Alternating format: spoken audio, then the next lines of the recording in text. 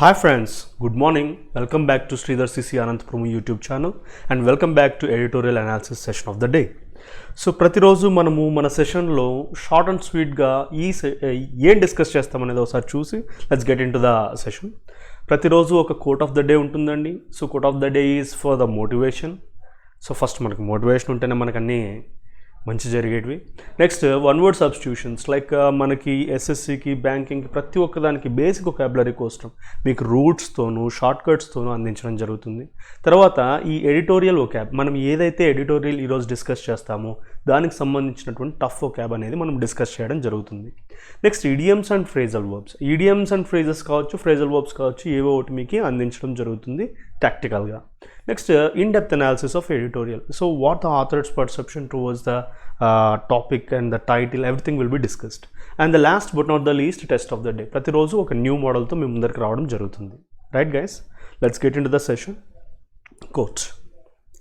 So ఈరోజు quote ఏం తీసుకొని వచ్చాను మీకు, difficult roads often lead to beautiful destinations.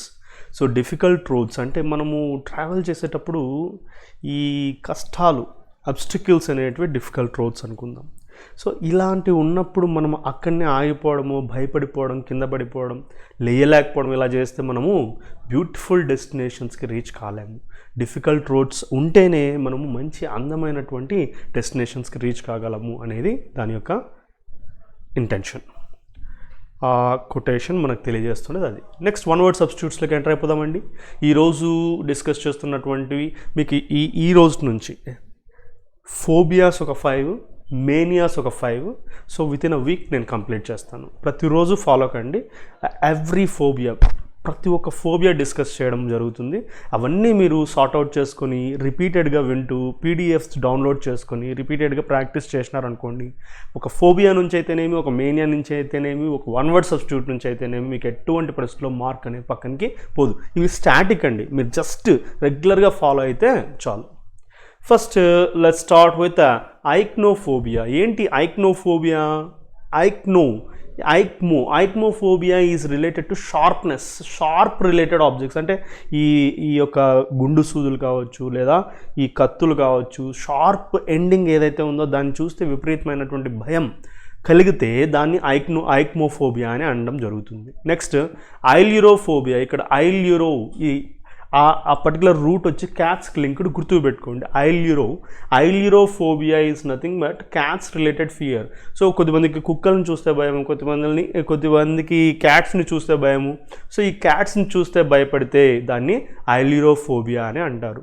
Next ఆల్గోఫోబియా. Algae కాదు, ఇది ఆల్గో అంటే సో పెయిన్ రిలేటెడ్. సో విపరీతమైనటువంటి పెయిన్ వస్తుందేమో అని ముందస్తుగా భయపడితే దాన్ని ఆల్గోఫోబియా అని అనడం జరుగుతుంది. Next amathophobia. Amatho dust related link. Amathophobia అంటే ఏంటంటే ఫియర్ ఆఫ్ డస్ట్, అంటే దుమ్ము, ధూళి, దీనిలో చూసినా అది తగులుతుందేమో, అది మన మీద పడుతుందేమో అనేటటువంటి విపరీతమైన భయాన్ని అమెటోఫోబియా అని అనడం జరుగుతుంది. నెక్స్ట్ అమెక్సోఫోబియా.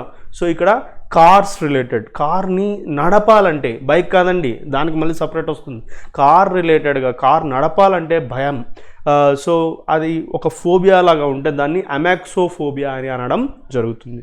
సో ఈ విధంగా మీకు డైలీ ఒక 5 ఫోబియాస్, 5 మేనియాస్. సో మీకు మ్యాక్సిమం ప్రతి ఒక్క ఫోబియా, ప్రతి ఒక్క మేనియా మీకు లిస్ట్ అవుట్ చేయడం జరుగుతుంది if you follow the classes daily. Next ఈ మేనియా అనే లింక్ ఆల్రెడీ ఇచ్చున్నాను, మరి ఇంకోసారి చెప్తున్నాను. మేనియా అనేది క్రేజీనెస్, అబ్సెషన్ టువర్డ్స్ సంథింగ్, అంటే విపరీతమైనటువంటి ఆక్యుపైడ్ అనమాట. అంటే అదే ఆలోచన ఉంటుంది, పిచ్చి పట్టినట్టుగా బిహేవ్ చేయడం, అలాంటి వాటిని మేనియాస్ అంటారు. ఇలా manias related, phobias related maximum ఈ ఎస్ఎస్సి, ఆర్ఆర్బీస్ దీనిలలో ఒక్కటన్నా పడేటటువంటి అవకాశం ఉంటుంది. కాబట్టి దీనిని రెగ్యులర్గా ఫాలో కండి. Anthomania. So antho is related to flats అంటే పిచ్చి. అంటే ఇప్పుడు ఇష్టం వేరే, పిచ్చి వేరే. ఇష్టం అంటే జస్ట్ అవి కావాలి, అవి ఉంటేనే నేను ఉంటాను, అవి లేకపోతే నేను బ్రతకలేను అనేటటువంటి రేంజ్లో ఉంటే దానిలో యాంథోమేనియా. అంటే ఇలాంటి వాళ్ళు ఉంటారా అనేది కాదు, ఉంటారు. Psychologically brain is the most complex thing in the entire world. So కాబట్టి దానికి సంబంధించి మనం ఎస్టిమేట్ చేయలేనన్ని ఫియర్స్, మనం ఎస్టిమేట్ చేయలేనన్ని మేనియాస్ ఉన్నాయి మనకి. లైఫ్లో, ఐ మీన్ మా ఈ వరల్డ్లో. నెక్స్ట్ చూద్దాం, అఫ్రాడిసియోమేనియా. అఫ్రాడిసియోమేనియా అంటే అబ్నార్మల్ సెక్సువల్ ఇంట్రెస్ట్, రెగ్యులర్గా ఉండేటటువంటి ఆలోచనలు కాకుండా అబ్నార్మల్గా ఉన్నటువంటి ఆలోచనలు, ఎగ్జాజరేటెడ్ ఆలోచనలు ఉంటే, అబ్నార్మల్గా ఉంటే దాన్ని అఫ్రాడిసియోమేనియా అని అంటారు. నెక్స్ట్ అర్థిమోమేనియా. అర్థిమోమేనియా అంటే మీకు లింక్ ఆటోమేటిక్గా కనబడిస్తుంది, అరిథమెటిక్ అని చెప్పేసి. Arithmetic is related to aptitude, aptitude is related to mathematics, mathematics is related two numbers, numbers pre occupation with numbers, అంటే ఎప్పుడు నంబర్స్ గురించి ఆలోచన, నంబర్స్ నంబర్స్ నంబర్స్. ఈ నంబర్స్లోనే ఉంటుంది మైండ్ సెట్టింగ్ ఎప్పుడు కూడా. అంటే మనిషి మాట్లాడినప్పుడు ఒకటి మాట్లాడతారు, కానీ మిగిలిన టైం అంతా ఆ నంబర్స్ మీదనే స్ట్రెస్ అయిపోయి ఉంటాయి, ఫిక్స్ అయిపోయి ఉంటాయి. ప్రీ ఆక్యుపేషన్ అంటే ఆల్రెడీ ఆక్యుపైడ్గా, అంటే ఫిక్స్డ్గా దాని గురించి ఆలోచనలో ఉంటే అరిథ్మోమేనియా అని అనడం జరుగుతుంది. నెక్స్ట్ బెలటోమేనియా. బ్యాలెట్ దానికి సంబంధించినటువంటి ఈ మేనియా, విపరీతమైన ఇష్టం కావచ్చు, పిచ్చి కావచ్చు, ఆబ్సెషన్ కావచ్చు, ఏదైనా కావచ్చు. సో బ్యాలెట్స్ అనేటటువంటి దానిలో పట్ల పూర్తిగా ఇంట్రెస్ట్, పూర్తిగా క్రేజీనెస్ ఉంటే దాన్ని బెలటోమేనియా అని అనడం జరుగుతుంది. నెక్స్ట్ ఆల్రెడీ ఇది బిబ్లియో మీకు ఆల్రెడీ లింక్ ఇచ్చున్నాను, బైబిల్ కానీ లేదా బుక్స్ కానీ దానిలోకి రిలేటెడ్ అది. సో బుక్స్ అంటే లేదా బుక్ రీడింగ్ అంటే విపరీతమైన పిచ్చి, అంటే like they don't leave books at all. ఎప్పుడు కూడా బుక్స్ గురించి ఆలోచన, బుక్స్ని చదవాలి, బుక్స్ని కొనాలి, ఇలా ఉంటే కన్నా దానిని బిబ్లియోమేనియా అంటారు. ఈ విధంగా మీకు 5 ఫోబియాస్, 5 మేనియాస్ ప్రతిరోజు ఫాలో కండి. మీకు with in a week total list of phobias అన్నీ కూడా మీకు వచ్చేస్తాయి maximum. Next before getting in to editorial, so let's deal with phrasal verbs of the day today. మీకు నిన్న కూడా ఈ యొక్క ఏమంటారు, మనం ఆల్ఫాబెటికల్గా వెళ్తూ ఉన్నాము, రెగ్యులర్గా ఫాలో కండి. ఇవన్నీ స్టాటిక్కే. అసలు బ్యాంకింగ్లో కానీ ఎస్ఎస్లో కానీ పడితే మీకు 1 or 2 మార్క్స్, లేకపోతే 5 మార్క్స్ పడేటటువంటి అవకాశం ఉంటుంది. కాబట్టి దీనిని మటుకు మిస్ చేసుకుంటే it's just your point of your mistake అవుతుంది. సో కాబట్టి దీనిని రెగ్యులర్గా ఫాలో కండి, ఈ నోట్స్ పెట్టుకోండి, ఈ ఎక్స్ప్లెనేషన్స్ వింటూ ఉండండి. మీకు ఖచ్చితంగా ఇవి ఎక్కడికే కానీ పోవు, మీ మైండ్లో ఫిక్స్ అయిపోతాయి. ఎగ్జామ్లో కంపల్సరీగా మనము క్రాక్ చేసుకోవచ్చు. సో ఎయిమ్ అట్ అంటే ఇక్కడ లింక్ ఏంటంటే, ఎయిమ్ వచ్చిన తర్వాత బ్లాంక్ వచ్చింది, ఎయిమ్ డాష్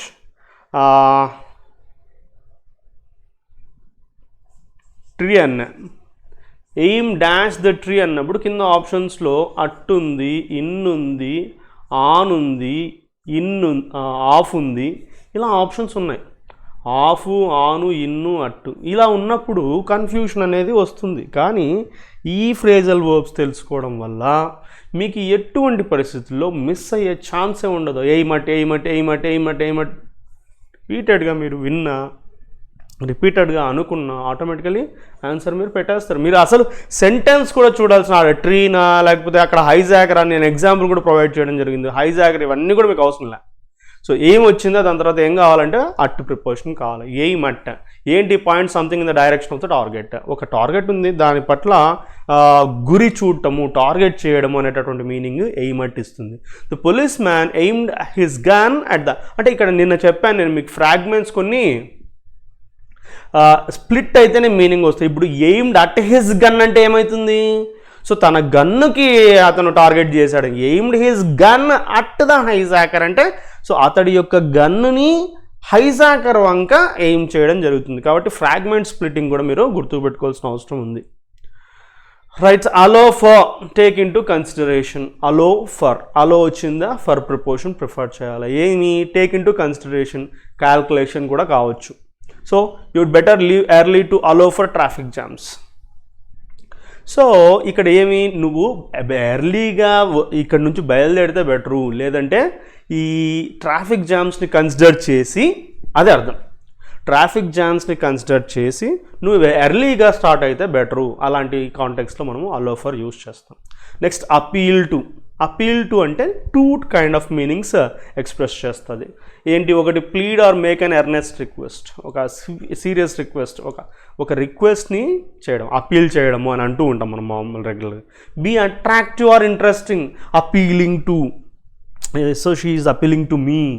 సో ఇలాంటి కాంటెక్స్లో కూడా ఉంది. ఒకటి రిక్వెస్ట్, రెండు అట్రాక్టివ్. చూడండి, the organisers appealed to the crowd to stay calm. ఇక్కడ అర్థం ఏమొస్తుంది? ఆర్గనైజర్స్ ఈ యొక్క క్రౌడ్కి అపీల్ చేయడం జరిగింది. అపీల్డ్ టు ద క్రౌడ్, ఇక్కడ ఫ్రేజల్ వర్బ్ పడింది. సో ఏమైనా అపీల్ చేయడం జరిగింది? సైలెంట్గా ఉండండి అని చెప్పి. ఇక్కడ ఈ రిక్వెస్టా అట్రాక్టివా? Request. A trekking holiday doesn't appeal to me. Second example. A trekking holiday doesn't appeal to me అంటే అర్థం ఏంటి? సో ఈ ట్రెక్కింగ్ హాలిడే నాకు అంతగా ఇంట్రెస్టింగ్గా అనిపించదు, అంత అట్రాక్టివ్గా అనిపించదు అలాంటి అనేటటువంటి కాంటెక్స్లో ఈ యొక్క సెకండ్ ఇస్తుంది. నెక్స్ట్ అప్లై ఫర్, ఇది మనం మామూలు రెగ్యులర్గానే చూస్తూ ఉంటాం. Apply for the job, make a formal request for something especially for a job or permit or loan. So he applied for the job, రెగ్యులర్గా మనం యూస్ చేసే కాంటెక్స్ట్ కాబట్టి పెద్ద ఇబ్బంది పడాల్సిన. అప్లైడ్ టు కాదు, అప్లైడ్ ఫర్. నెక్స్ట్ ఇది very important అండి. అవైల్ జనరల్గా ఆఫ్ అనేటటువంటి ప్రిపోజిషన్తో మాత్రమే వస్తుంది, జాగ్రత్తగా గుర్తుపెట్టుకోండి. అండ్ ఇక్కడ ఇంకొక ఇంట్రెస్టింగ్ థింగ్ ఏంటంటే, I put it in bracket oneself. So avail, బాగా జాగ్రత్త, గ్రామటికల్ పాయింట్ ఇది. అవైల్ అనేది వచ్చింది అంటే we prefer reflexive pronouns. Reflexive pronouns అంటే సెల్ఫ్ అనేటటువంటి pronouns. Oneself, myself, ourselves, ourselves, yourself, himself, herself, itself, themselves, ఇలాంటివన్నీ కూడా ఈ అవైల్ వచ్చినప్పుడు మనం ప్రిఫర్ చేయాలి. Very important rule. So okay, చూద్దాం. Take advantage of something. ఏంటి అవైల్ అంటే యూజ్ చేసుకోవడం, ఉన్నటువంటి అడ్వాంటేజ్ని యూజ్ చేసుకోవడం ప్రాపర్గా. When the company is privatized you should avail your self of the opportunity and buy some shares. So company privatized అయిందంటే you should avail yourself. So నువ్వు advantage తీసుకోవాలి. ఇక్కడ చూడండి నీట్గా ఏమొస్తుంది? యువర్ సెల్ఫ్ వస్తుంది, ఐ వస్తే మై సెల్ఫ్ వస్తుంది. I should avail myself, she should avail herself, you should. So ఇది జాగ్రత్తగా గుర్తుపెట్టుకుంటే అది గ్రామటికల్ పాయింట్. అవైల్ వస్తే ఆఫ్ అనేది ప్రిపోజిషన్ వస్తుంది, అవైల్ వస్తే కంపల్సరీగా రిఫ్లెక్సివ్ ప్రొనౌన్స్ వస్తాయి. రైట్? సో ఇవి జాగ్రత్తగా గుర్తుపెట్టుకుంటే సరిపోతుంది. ఈరోజు ఏం చెప్పాము ఇంకోసారి చూద్దామా? ఎయిమ్ అట్టుతో ఫాలో అవుతుంది, టార్గెట్ని గురి చూసి కొట్టడం, ఫ్రాగ్మెంట్ స్ప్లిట్ అవుతుంది. Aim his gun at the. Split కొన్ని అవ్వచ్చు, కొన్ని కాకపోవచ్చు, కొన్ని స్ప్లిట్ కాకుండాను మీనింగ్ ఇస్తాయి, స్ప్లిట్ అవుతూను మీనింగ్ ఇస్తాయి. ఇప్పుడు ఎయిమ్ అట్ ద బర్డ్ డైరెక్ట్గా చెప్పేసా, ఎయిమ్ అట్ ద బర్డ్ అంటే బర్డ్ని గురి చూసి కొట్టు అని. నేను ఎయిమ్ యువర్ యారో అన్నాను అనుకో, aim at your arrow the bird అనేది మీనింగ్లెస్ అవుతుంది. అర్థం చేసుకో difference, what I'm trying to say. ఇప్పుడు ఎయిమ్ అట్ అనేది ఫ్రాగ్మెంట్ని స్ప్లిట్ చేసి చెప్పగలము, స్ప్లిట్ చేయకుండా కూడా చెప్పగలము. సో కొన్ని స్ప్లిట్ చేస్తే మీనింగ్ వస్తాయి, స్ప్లిట్ చేయకపోతే మీనింగ్ రావు. సో జాగ్రత్తగా గుర్తుపెట్టుకోండి. So today's vocabulary, editorial vocabulary ఏం తెచ్చాము? తెలిసినదే. Progressive, adjective, parts of speech జాగ్రత్తగా తీసుకోండి.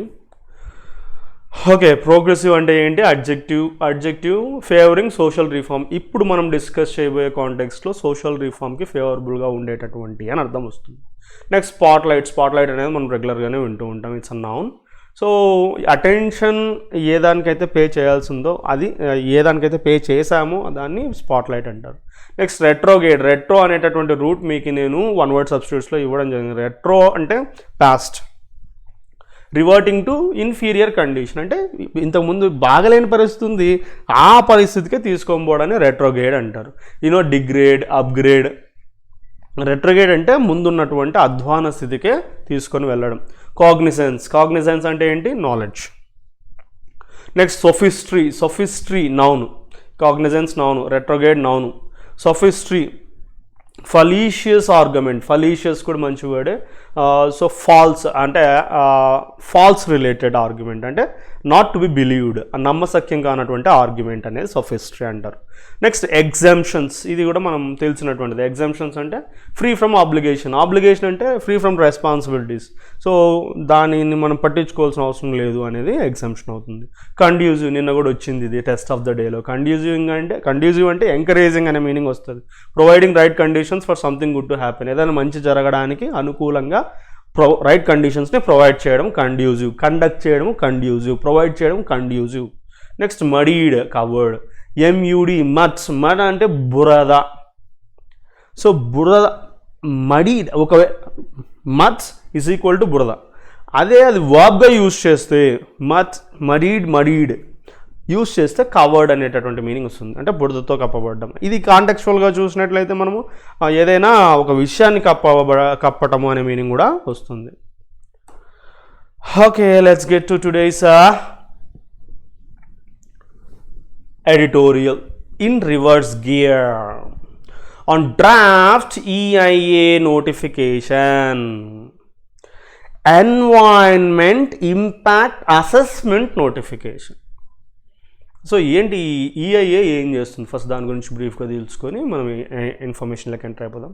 ఈఐఏ యొక్క మెయిన్ ఉద్దేశం ఏంటి, ఆ ఆర్గనైజేషన్ యొక్క ముఖ్య ఉద్దేశం ఏంటి అంటే it has to do survey and it has to provide measures, rules and regulations for better environmental conditions, for better ecosystem.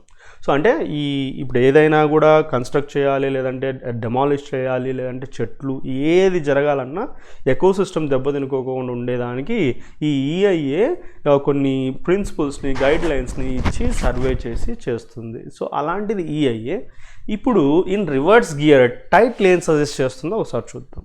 Reverse గియర్లో ఏముందంట, ఈ యొక్క డ్రాఫ్ట్ కండిషన్లో ఉన్నటువంటి EIA notification.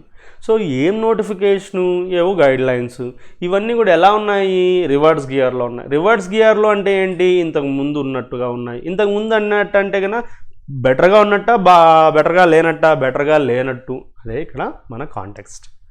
The draft EIA notification needs wider consultation, progressive changes. ఇక్కడ context ఏంటి, so ఇక్కడ consultation అంటే చాలామందిని consult చేసి తీసుకోవాల్సినటువంటి పరిస్థితుల్లో ఈ డ్రాఫ్ట్ నోటిఫికేషన్ ఉంది. ప్రోగ్రెసివ్ చేంజెస్ అంటే ఇంకా బెటర్ చేంజెస్ తీసుకుని వచ్చే విధంగా ఉండాల్సిన అవసరం ఎంతైనా ఉంది. Okay, let's get into the analysis. Union Ministry of Environment has been in the spotlight on more than one action during the pandemic as it worked to push through retrograde environmental decisions in an atmosphere of general paralysis. Right now, how is the atmosphere? It's in a paralysis. Paralysis means already dead, already not in a movable position. So ఇలాంటి పరిస్థితుల్లో union ministry of environment ఇప్పుడు ప్రస్తుతానికి spotlight దానికి దక్కింది ఈ మధ్యకాలంలో pandemic సిచ్యువేషన్లో.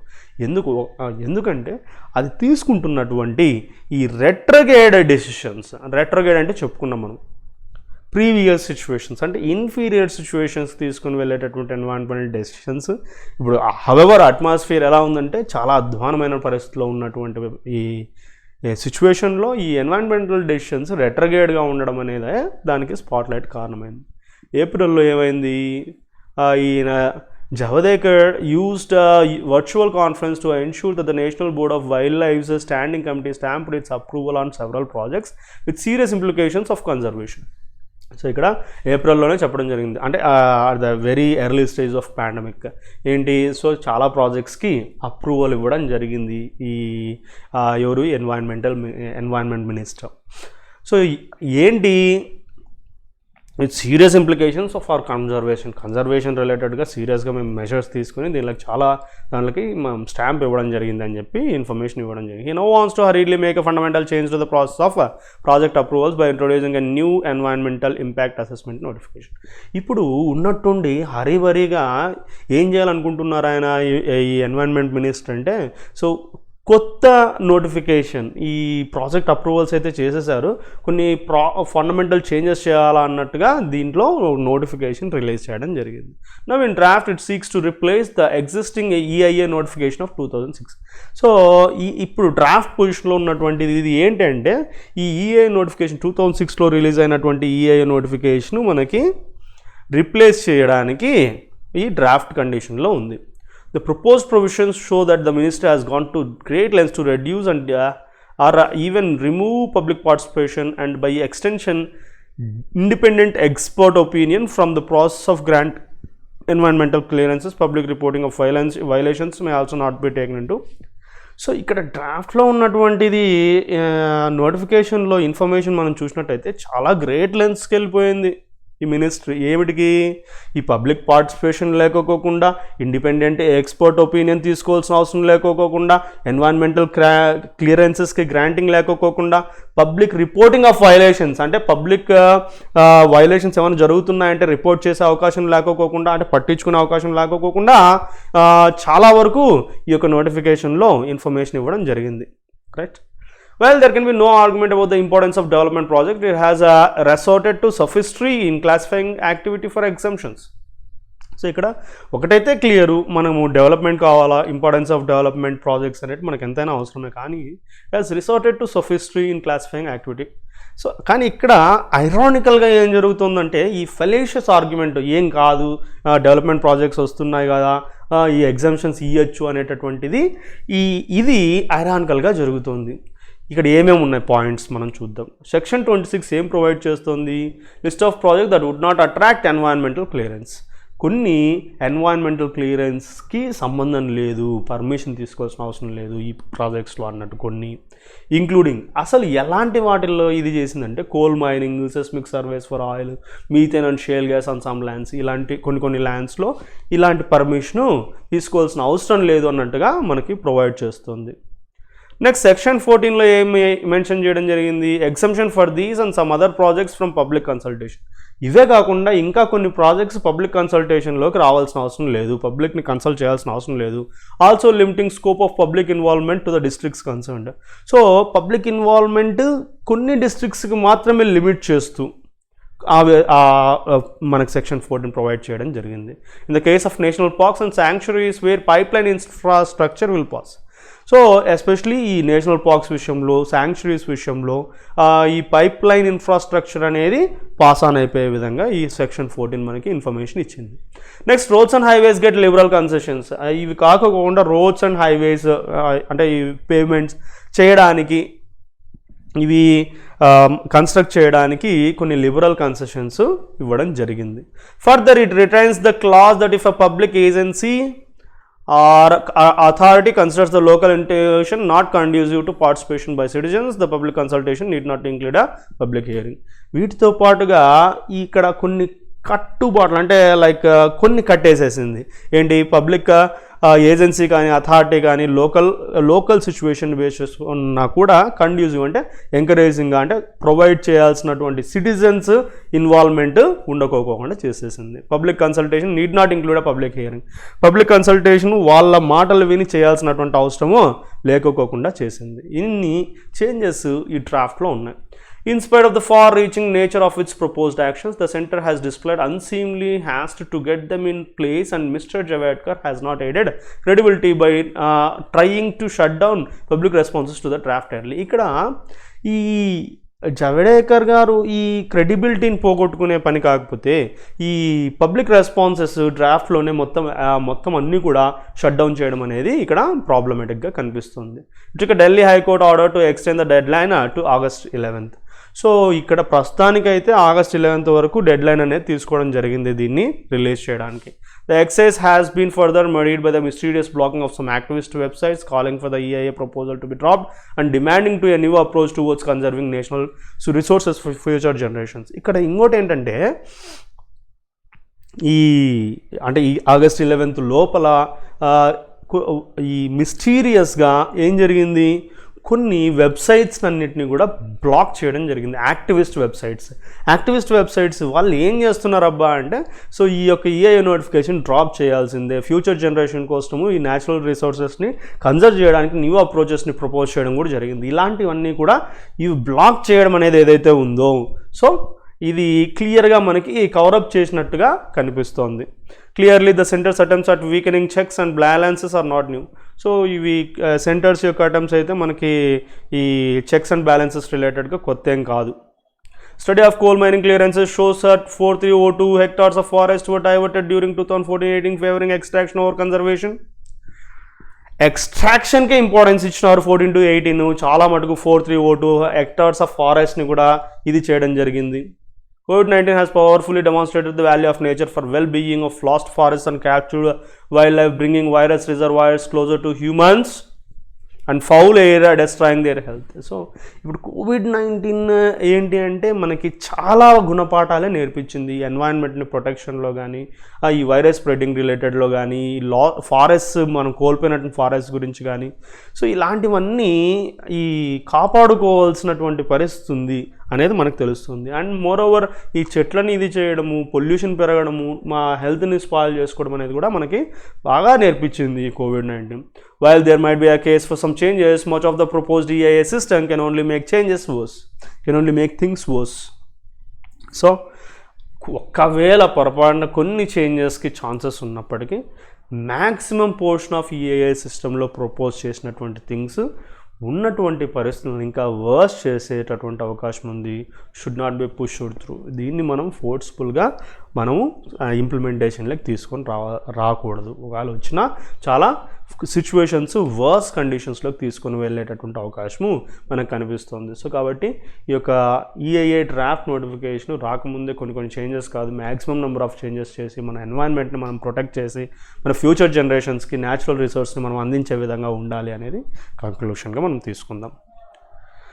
Right guys, the last but not the least test of the day. ఈరోజు మరి మీకు ఈ యొక్క మొన్న మీకు న్యూ మోడల్స్, న్యూ ప్యాటర్న్స్ పరిచయం చేయడం, బట్ ఫిక్స్డ్గా కాన్స్టెంట్గా స్టాటిక్గా ఉండేటటువంటి మోడల్ మనం అట్లీస్ట్ వీక్లీ వన్స్ అయినా డిస్కస్ చేసుకుందాం.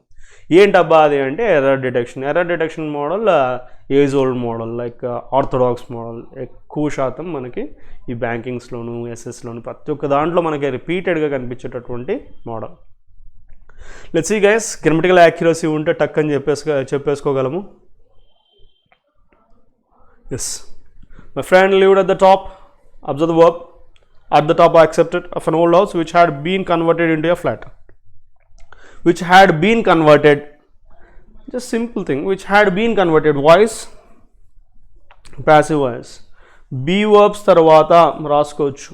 B verbs తర్వాత V3 ఉంటే passive voice, B verbs తర్వాత V4 ఉంటే యాక్టివ్ వాయిస్. ఇక్కడ సింపుల్ పాస్ట్ టెన్స్ ఉంది, ఇక్కడ పాస్ట్ పర్ఫెక్ట్ కావాలా. పాస్ట్ పర్ఫెక్ట్లో పాసివ్ యొక్క నెసెసిటీ ఉందా, which had been converted into a flat. Like ఎవరు కన్వర్ట్ చేశారనే ఇన్ఫర్మేషన్ లేదు, రైట్. సో అక్కడ హ్యాడ్ ఒకటి పెడితే సరిపోదు, which had converted into a flat.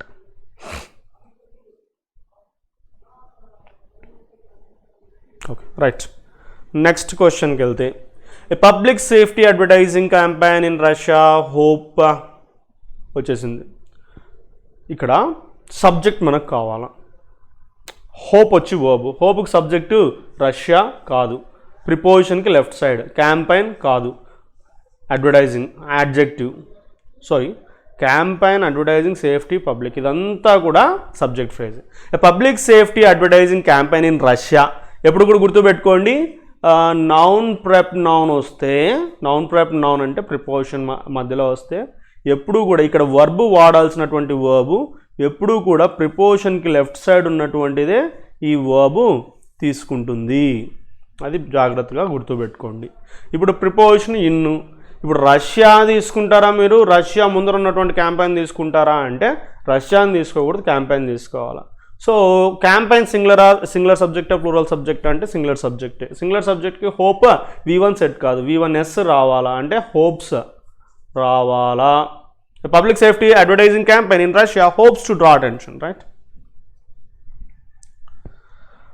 Okay, cash prize was award అయిపోయింది, వచ్చేసింది. Cash prize was award V1. మనకి ఇంతకుముందే చెప్పాం బీవర్బ్ అంటే కానీ అమెజార్ వాస్వర్ కూడా, అమెజార్ వాస్వర్, బీన్ బీయింగ్, ఇవేవైనా కూడా ఏమవుతాయండి, బీవర్బ్స్ అవుతాయి. బీవర్బ్స్ తర్వాత మనకి V3 ఫామ్గా ఉండాలా, V4 ఫామ్ ఉండాలా. అవార్డు V1, అవార్డు V1 ఎలా వస్తుందండి, రాదు కదా. A cash prize was awarded to the most successful sales man of the year by the president. Passive వాయిసే కదా, సో కాబట్టి V3 తీసుకోవచ్చు కదా. అలా అవార్డు ఎలా వచ్చింది, రాంగ్ కదా. So that is error. The Renaissance was a time to reawakening. To reawakening కాదు, టు రీఅవేకన్ రావాలా, లేదంటే ఫర్ పెడితే సరిపోతుంది. For reawakening in both the arts and the science. అర్థమైందా. 2 తర్వాత V1 కావాలా. రీఅవేకనింగ్ అనేది అక్కడ సెట్ కదా, మోర్ ఓవర్ అది వర్బే కాదు. For reawakening in both the arts. So for పెట్టేస్తే సరిపోతుంది. Last one for the day, sugared sweetened drinks does not వచ్చేసిందా? Drinks plural noun takes plural verb. Plural verb అంటే ఎస్ ఫాము ఉండకూడదు, అంటే డస్ నాట్లో ఈఎస్ ఉండకూడదు, do not. Sugar sweetened drinks do not pose any particular health risk. That's it. Okay, that's all for the day, guys. I hope you enjoyed watching. Thank you for watching, and once again subscribe to our channel and share with your friends, like, and kindly follow the classes. ఒక రోజు చూసి decision తీసుకొని next రోజు skip చేసుకుంటే you can't get what we're trying to make you to get. So రెగ్యులర్గా మీరు విన్నారు అంటే, అందుకే షార్ట్గా డిజైన్ చేయడం ఈ యొక్క సమ్మరీని. ఎందుకు అంటే సింపుల్గా తక్కువ టైంలోనే మీకు నాలెడ్జ్ గ్రాప్ కావాలి అనేది మా యొక్క ముఖ్య ఉద్దేశం. సో కాబట్టి keep on attending the classes, take the knowledge, take the PDF files. So రిపీటెడ్గా చూసుకుంటూ ఉండండి, ఖచ్చితంగా మీకు యూజ్ అవుతుంది. సో అండ్ మన క్లాసెస్ అంటే నావి కాకుండా నంబర్ ఆఫ్ క్లాసెస్ కూడా రెడీ అవుతున్నాయి, అన్నీ కూడా వస్తాయి. So keep following and keep smiling. Thank you for watching. Signing off.